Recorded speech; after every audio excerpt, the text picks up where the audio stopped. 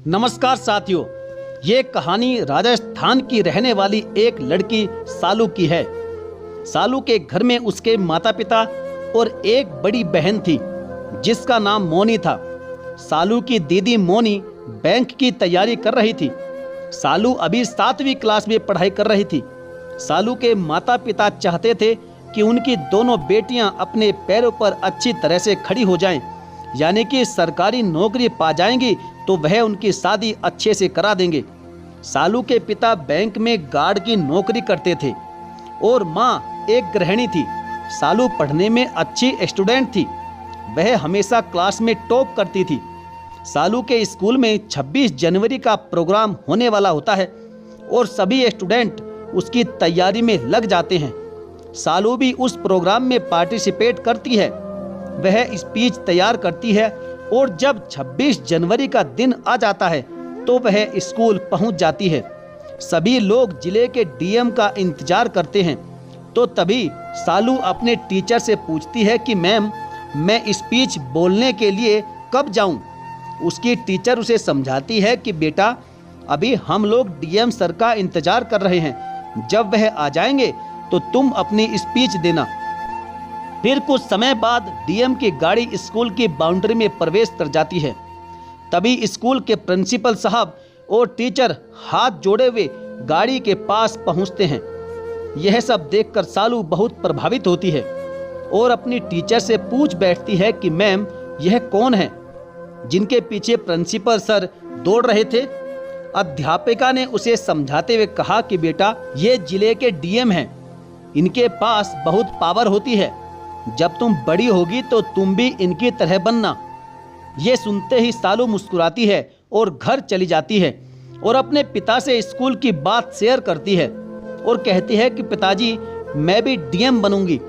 उसके पिता मुस्कुराकर सालू से कहते हैं कि हाँ बेटा, तू बड़ी होकर कलेक्टर ही बनेगी।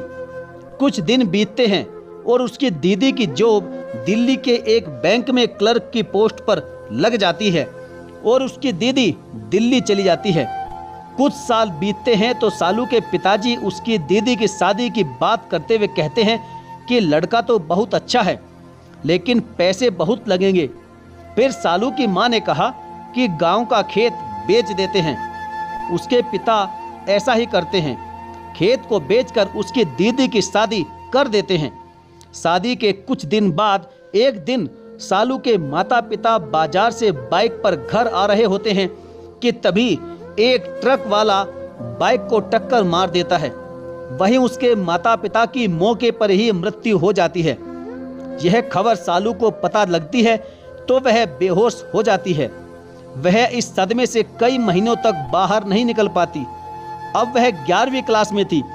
उसकी दीदी उसे अपने साथ दिल्ली अपने ससुराल में लेकर चली जाती है और वहीं उसका एडमिशन भी करवा देती है। एक दिन वो अपने कुछ दोस्तों के साथ घर आ रही थी जिसमें कुछ लड़के भी थे। उसको घर आते वक्त उसकी दीदी की सासू माँ ने देख लिया था और फिर उसकी दीदी से कहती है कि इसको गांव वापस भेज दो।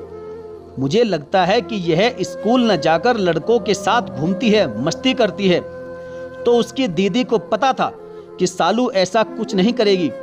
एक दिन जब सालू दीदी से बातें कर रही होती है तो उसकी दीदी की सासू माँ सालू की तरफ देखकर कहती है कि मोनी, दिन प्रतिदिन घर का खर्च बढ़ते ही जा रहा है, इसे तुमको ही कंट्रोल करना है। सालू इनकी बातों को समझ जाती है कि ये क्या कहना चाहती है।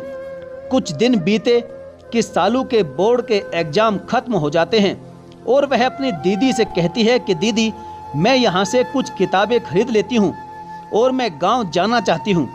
आगे की पढ़ाई मैं गांव से ही कर लूँगी। उसकी दीदी उसे रोकने का बहुत प्रयास करती है लेकिन वह मानती नहीं है और वह गांव चली जाती है। गांव में जाकर वहाँ के हाई स्कूल तक के बच्चों को ट्यूशन पढ़ाती है और उन पैसों से अपना महीने भर का खर्चा निकाल लेती है। उसके पड़ोस में उसके एक चाचा रहते थे। उनकी बेटी दिल्ली में यूपीएससी की तैयारी कर रही होती है। अब सालू भी सेल्फ स्टडी से यूपीएससी की तैयारी शुरू कर देती है। तैयारी करते हुए उसे कुछ महीने बीतते हैं तो उसके पड़ोस के चाचा की बेटी दिल्ली से कुछ दिनों के लिए गांव आई थी। सालू ने सोचा कि अब मेरी तैयारी में कुछ दिनों के लिए सपोर्ट मिल जाएगा और वह यही सोचते हुए अपने चाचा के घर पहुंचती है और आवाज़ देती है। फिर कुछ देर बाद उसके पड़ोसी चाचा बाहर आते हैं और बोलते हैं, क्या हुआ, क्यों चिल्ला रही हो इतना? फिर वह कहती है कि चाचा, रेशमा कहाँ है? दरअसल रेशमा उसके चाचा की बेटी का नाम था। फिर उसके चाचा कहते हैं कि रेशमा से तेरा क्या काम है? फिर वह कहती है कि चाचा, रेशमा दिल्ली में यूपीएससी की तैयारी कर रही है, तो मैं सोच रही थी कि थोड़ी देर साथ में बैठकर पढ़ लेती तो अच्छा रहता। उसके चाचा उसको उल्टा सीधा सुनाते हुए कहते हैं कि जा, मेरी बेटी के पास इतना फालतू का टाइम नहीं है कि वह तुझे टाइम दे सके। तेरा क्या, तू बिना माँ बाप के अकेले घर में रहती है, लोग तरह तरह की बातें करते हैं। अब आज से तू मेरी बेटी को बुलाना मत। तेरा पता नहीं यूपीएससी क्लियर हो या ना हो, लेकिन तू मेरी बेटी का भी टाइम बर्बाद करेगी। इतना सुनते ही वह अपने घर चली जाती है और चाचा की बातों को सोचकर रोती है। रोते रोते उसे कब नींद आ जाती है उसे पता ही नहीं चलता। और जब सुबह होती है और वह टाइम देखती है तो सुबह 6 बज रहे थे। और फिर ऐसे कुछ साल बीतते हैं। उसकी दीदी गांव उससे मिलने आती है। उसकी दीदी घर पहुंचे कि उससे पहले ही उसके चाचा उसकी दीदी से मिल जाते हैं और कहते हैं कि गांव में लोग इसके बारे में उल्टी सीधी बातें कर रहे हैं, इसकी अब कहीं शादी करा दो, नहीं तो बाद में कोई इससे शादी भी नहीं करेगा। इतना सुनने के बाद उसकी दीदी उससे मिलती है और कहती है कि सालू, अब तू दिल्ली मेरे साथ चलेगी, तुझे अब यहाँ नहीं रहना। फिर सालू अपनी दीदी को दिल्ली जाने से मना कर देती है। उसकी दीदी पूछती है कि क्यों तू दिल्ली नहीं जाना चाहती? फिर सालू कहती है कि दीदी, मैं इस गांव के लोगों को दिखा देना चाहती हूँ कि एक लड़की कहीं भी अकेले रहकर अपना नाम और अपने माता पिता का नाम रोशन कर सकती है। मैं दिल्ली बिल्कुल नहीं जाऊंगी। उसकी दीदी उसे कुछ पैसे देकर चली जाती है और ऐसे करते करते उसका ग्रेजुएशन पूरा हो जाता है। अब वह यूपीएससी के प्री एग्जाम के लिए फॉर्म अप्लाई करती है और वह एग्जाम देती है। रिजल्ट आता है, वह उसमें पास हो जाती है और उसके चाचा की बेटी भी पास हो जाती है। एक दिन इसी बीच सालू गांव के चौराहे से घर आ रही थी कि तभी वह अपने चाचा की बेटी को किसी लड़के के साथ घूमते हुए हंसी मजाक करते हुए देख लेती है, लेकिन यह बात वह किसी को नहीं कहती है। फिर वो अपने मेंस की तैयारी करने में लग जाती है। फिर मेंस एग्जाम का दिन भी आ जाता है और वह मेंस का एग्जाम देती है। कुछ महीनों में रिजल्ट भी आ जाता है, इसमें भी सालू पास हो जाती है और उसके चाचा की बेटी भी पास हो जाती है। अब बारी थी इंटरव्यू की। सालू इंटरव्यू देती है और घर चली जाती है। फिर वो दिन आता है जिसका इंतजार उसे था। वो अपना रिजल्ट देखती है तो टॉप 10 में उसकी 5वीं रैंक थी। लेकिन यही सच था कि जब वो मिठाई लेकर अपने चाचा के पास उनके घर पहुंचती है और मिठाई देती है तो वो कहते हैं कि किस खुशी में, तेरी शादी होने वाली है क्या? तभी सालू कहती है कि नहीं चाचा जी, मैं अब कलेक्टर बन गई हूँ, रिजल्ट आ गया है मेरा। रेशमा की कौन सी रैंक आई है?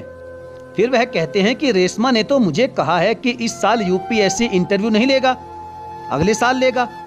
फिर वह सोचते हैं कि मेरी बेटी ने मुझसे झूठ बोला है। अब सालू आईएएस बन चुकी थी और यह बात पूरे गांव में आग की तरह फैल गई थी। और जब गांव वालों को यह बात पता चली तो वे शर्मिंदा थे और साथ ही सालू के चाचा भी शर्मिंदा थे। साथियों, किसी ने कहा है कि जो मंजिलों को पाने की चाहत रखते हैं वे समुंदर पर भी पत्थरों के पुल बना देते हैं। तो साथियों, यह थी आज की हमारी ज़बरदस्त कहानी। आपको कैसी लगी आप हमें कमेंट करके ज़रूर बताइएगा। और यदि आपने अभी तक हमारे चैनल को सब्सक्राइब नहीं किया है तो सब्सक्राइब करके बेल आइकन को जरूर प्रेस कर लीजिएगा। तो चलिए साथियों, मिलेंगे फिर और किसी दमदार कहानी के साथ। तब तक के लिए धन्यवाद। जय हिंद।